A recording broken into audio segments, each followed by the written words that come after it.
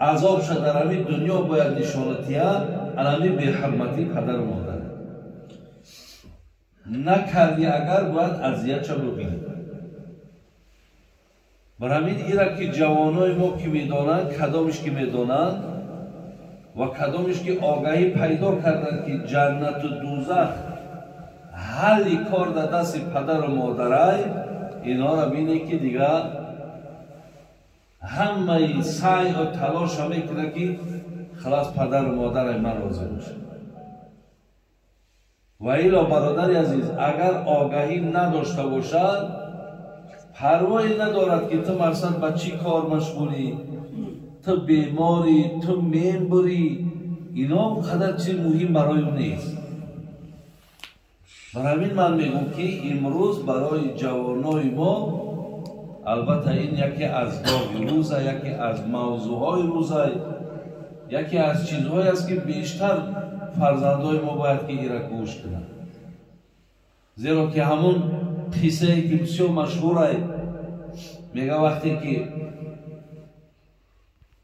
یک حکیم یک دانشمند حکایه میکند که موی سفیدی را میدیدم که بچهش میزنش. بعدا میگه وقتی نزدیک رفتم موی سفید گریه داشت. گریه داشت تو چرا گریه میکنی؟ خلاص وقتی ما را سیاست کردم بچه‌ش که بسیار کاری به ادبانه کردی، بسیار کاری از مقصد آخی از دین و از همه شریعت کاری بیرون آخی، این چی کار تو میکنی؟ این دستی برداشتگی میدانی چقدر برای تو خلاص خجالت و شرمندگی پیش الله میاره. میگه اما پدرش با میگه بلند گریه داره و نمیماند که من بچه‌ش یکون حرفی بزنم. گفتم برای چی با مقصد خیلی نمیمانی که او را من ملامت کنم، نمیمانی من او را حقارت کنم، گریت برای چیه؟ گفت گریه من گفت برای همین فرزند من، زیرا که همین کاری را که بچه من در حق من میکند من همین را در حق پدرم کردم. گریه برای همینه که انا همین مشکلات علاقه پگالی از بچهش همین بچه من میبینه. چلی که من کردم این بچه من میبینه ولی از بچهش همین کار در حقش میکنه. برای من برای من گریه میکنم. ما همه سعیمون برادره، همه کوششمون همینه که فرزندکای ما که الحمدلله ما دعوای دین داریم، ایمان داریم، مسلمانیم، ما دلامون با فرزندامون سوزه که به احترامی ما همه عبادت ایران چکلی که یک سیل میاد یک پیشلاق همیشوا نابود میکنه، یک به احترامی پدر و مادر همه عمل حسنه ایران میشوا نابود میکنه میبره، هیچ چیز نمیمونه. ابن مره جحنی که حضرت امام احمد هم در مستدش میگه، حضرت امام طبرانی هم در کتابش میاره، میگه جاء رجل الى رسول الله صلی الله علیه وسلم. یک نفر میگه همراه حضرت بودم که یک نفر پیشش اومد. برادرای عزیز و قال شهدت ان لا اله الا الله و انک رسول الله. آمد میگه و در رو بروی پیامبر ایستاده گفت که گواهی میدهم این که الله بزرگ یکتاست، به مثل است، به مانند است. گواهی میدهم که او معبود بر حق است و همچنان گواهی میدهم که تو رسول اویی، تو فرستاده اویی. بعد از آن گفت و صلیت الخمس و 5 وقت نماز من ای جناب رسول اکرم صلی الله علیه و سلم با وقتش ادا میکنم. و ادیت زکات مالی، از مال من زکات میتونم. و صمت رمضان، از ماه رمضان هم روزه میگیرم. برادر عزیز، خیلی بنده خوشبختی، ولی آگاه باشیم که آن چیزی را که این جوان گفت در روی عالم بسیاری نفرهایی که محروم از این، حتی معبود برحق، حتی الله مهربان تازه را نمیشناسند. گو الله ما میشناسم، خالق ما میشناسم، تو را هم میشناسم، تو هم رسول اویی، تو هم فرستاده اویی، نمازا ما میخوانم، زکات ما میتم، روزه ما میگیرم. برادرها وقتی این سخن گفت، پیامبر ما گفت من مات علی هذا کان مع النبیین و صدیقین و شهداء یوم القیامه. بعد گفت اگر کسی آن چیزی را که همین بنده خدا اقرار کرد با زبانش، کسی اگر از بین امتان همچنان مثل همین جوان باشد، روز قیامت خداوند این را همراه پیامبران، همراه صدیقین، همراه شهدا، ببینید حشر میکنه. یعنی چقدر برادران از بنده نیکبختی که همراه پیامبران و شهدا و صالحین، گویم این آدم محشور در حشر در مقصد. چقدر برادران از بنده نیکبختی که همراه پیامبران و شهدا و صالحین، گویم این آدم محشور در حشر در مقصد قیامت در پهلوی همینا هست. لیکن حضرت گفت که و نصب اصبعی و قال ما لم یعق والدی. میگه حضرت گفت لیکن گو یک چیز دیگه هم جا علاوه میکنم، یک چیز دیگه را گو علاوه میکنم. علاوه هم همینه که به شرطی که پدر و مادر ایتر رنجیدگی نباشه. بینید علاوه پیامبر همین که اگر 70 سال که نماز خوانی، از مالت زکات هم که بتی، ماه روزه هم که روزه بگیری، مادام پدر و مادر که دلش رنجیدگی باشد، خلاص گفت این بشارتی که من دادم تو در او داخل نمیشه،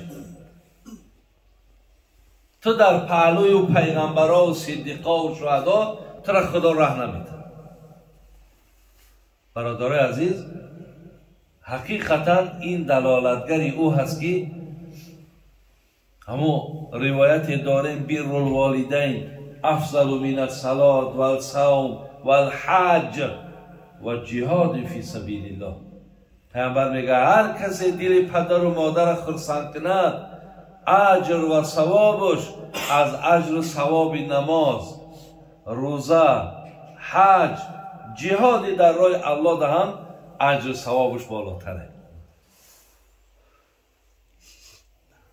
طاعت حق را به جان فرمان کنید، بعد از آن بر والدین احسان کنید.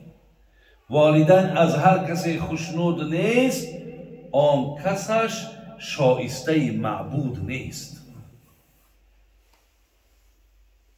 بین طاعت حق را به جان فرمان کنید، بعد از آن بر والدین احسان کنید.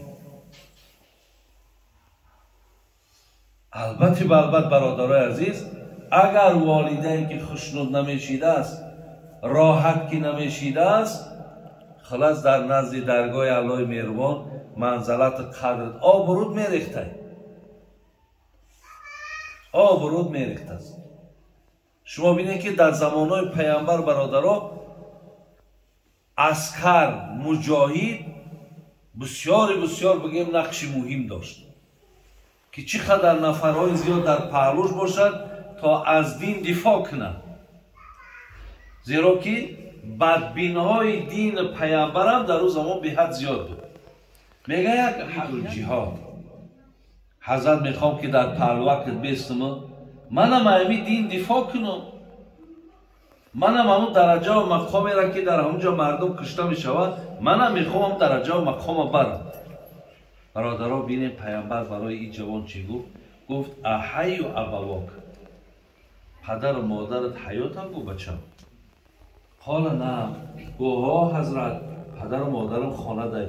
گفت ففیهما فجاهید، برای هموکا را دلشونه بیو، همونا را خدمت کن، همچنان گمان کن که پهلوی من در جهادی. برادر عزیز، خیلی مهم است باور کنید، خیلی مهم است. برای همین است که ما در روایت ها داریم که ما من رجل ینظر الی وجه والدی نظرة رحمه، اگر همین بچه یا دختره همین چهکش نگاه کنه، چهرش یا پدرش نگاه کنه و نظر رحمت کنه، این طریق با قوق نی، با روی ترش نی، همین خیلی نگاه کنه و مقصد چکار کنه؟ بگه که ای الله بزرگ، تشکر میکنم که من اینها سبب شدن و من به دنیا آمدم. اینها بودن که مقصد من به این دنیا قدم گذاشتم. میگه وقتی اگر با این خیلی چهره تازه، با چهره پر از تبسم به چهره پدر و مادر نگاه کند، کتب الله له بها حجة مقبولة مبروره. روایت ببینید، میگه با همین یک نظر رحمت خدای مهربان یک حج مقبول مبرور در نامه اعمالت بنویسه. یک نظر ده. در ادامه حدیث آمده که میگه وقتی حضرت گپ زد، جوانی گو حضرت اگر من در یک روز 100 بار نگاه کنم چی؟ مثلا من دارم امی ذوق، دارم امی توفیق که در چهره پدر و مادرم یک بار نه 100 بار نگاه کنم، 100 حج میگیرم. گو درگاه پروردگار آنقدر وسیع هست که 100 نه 1000 بار اگر نگاه کنی 1000 حجت میده. درگاه وسیع گفت تو این درگاه را گو اندکک نشمو.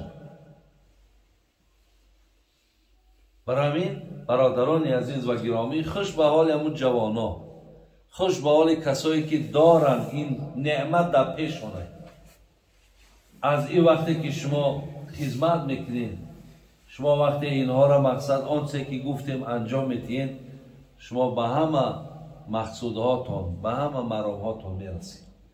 باور کنیم برادران عزیز و گرامی، حقیقتا همین تاجیک ما همین گپ میگم که همون قدر نعمت بعد ای زوال ای. تا اینها نروند ما ایتری استاده و بعد به خودمون میگیم که ای کاش میشیدن من فلان کارا میکنم در حقشون. برای همین حاضرم که فرصت هست پگاه دست گرفتن ما حسرت نخوریم، بلکه چیزی کرده باشم بگم الحمدلله رب العالمین، کاری نیکی نمون که من در حقشون نکرده باشم. تمام دیگر انشاءالله خداوند دنیا و آخرت آباد میکنه. خداوند باز هم این مادر رحمت و مغفرت کنه.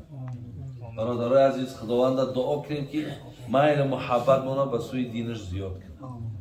خداوند باز هم توفیق مانا رفیق کنه. این احسان ها و خیر ها را به روح پدر و مادر رسانه.